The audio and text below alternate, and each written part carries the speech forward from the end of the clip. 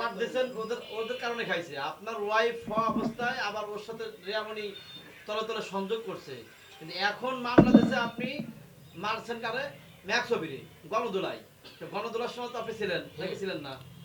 যখন গণধোলাই দেয় ম্যাক্সবিকে, আপনারা দেখেন ওর বাসার সামনে পট খায় তখন আমি থানায় ছিলাম। আপনারা যারা সাংবাদিক ছিলেন তারা সব ফুটে দেখবেন আমি সেই টাইমে ছিলাম কিনা।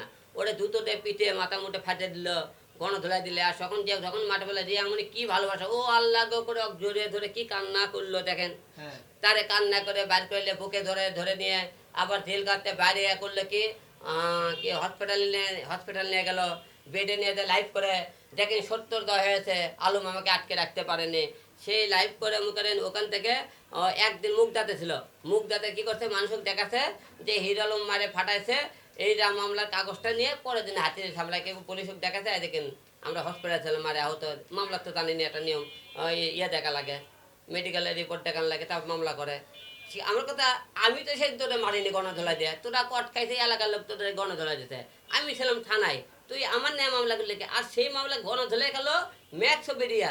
রিয়া মুনি কেন মামলা করবি? মামলা করবি তো রিয়া মুনি কেন মামলা করবি? রিয়া মুনি তো কেউ মারেনি। মারা হয়েছিল রিয়া মুনি? মারা হয়নি।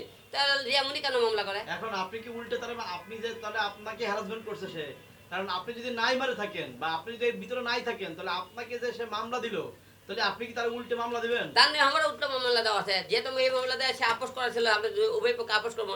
তো এখন আমার নামে তো যে আপোষটা আমি উঠাইলে তাদের নামে অর্ডার করে এই দেবো। আপোষটা আসলে কিসের আপোষ একটু দেখান তো আমাদের। আপোষটা হলে যে আমরা উভয় পক্ষে দুইজনে, হুম। আমি রিয়ামনির নামে মামলা করছে, রিয়ামনি আমার নামে মামলা করছে, আমরা দুইজনের মামলা উড্র করে আমরা অতীতে সব কিছু ভুলে দিয়ে আমরা আবার একসাথে সংসার করব। এই কথা অনুযায়ী আমরা মামলাটা উড্র করে নিই। এই যে আমাদের আপোষনামা, উকিলের সামনে ইস্তেমত আমরা আপোষনামা এই যে করি আমরা, দেখেন। ঠিক আছে, আপনি ভালো করে দেখেন। আপনি স্টিল ছবি তুলে রাখেন, দু একটা স্টিল ছবি তুলে রাখেন।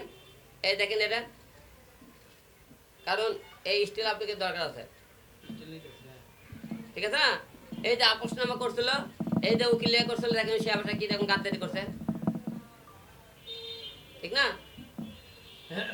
এখন আপনার যে আপনি যে ইয়ে দিয়েছেন আপনার স্টাম্প, স্টাম্পে আপনার লগে চুক্তি সব ঠিক আছে, আগে পরে মামলা টামলা সব কিছু ভুলে যায়। এখন যখন নতুন করে মামলা দিয়েছে সে তো তার না, জায়গা এটা থেকে এখন সরে গিয়ে নতুন মামলা না, ওই মামলাটাই আপোষ মামলা করছে মনে করে নিয়ে করছে ওরা।